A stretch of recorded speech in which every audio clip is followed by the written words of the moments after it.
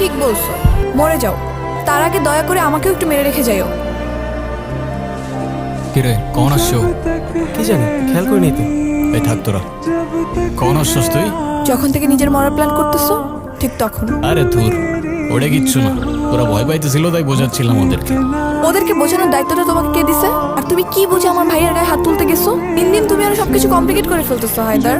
এত কিছুই যেহেতু শুনছস, তোর ভাই কি করছে সেটা শুনস তুই? রফিক চাচার মেয়ের গায়ে তোর ভাই? আমার ভাই কি করছে, সে ভালো না খারাপ সেটা আমার জানার দরকার নেই, কিন্তু তোমার এটা জানতে হবে সে আমার ভাই। তার গায়ে হাত দিলে সে আর যাই হোক তার বোনের সঙ্গে তোমার বিয়েটা অ্যাটলিস্ট দিবে না। তো তুই আসলে কি বলতে চাইতেছস?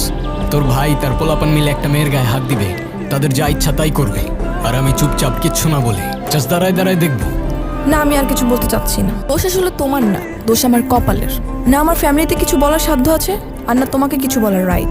যা ইচ্ছা করো, মরে গেলে বুঝবা।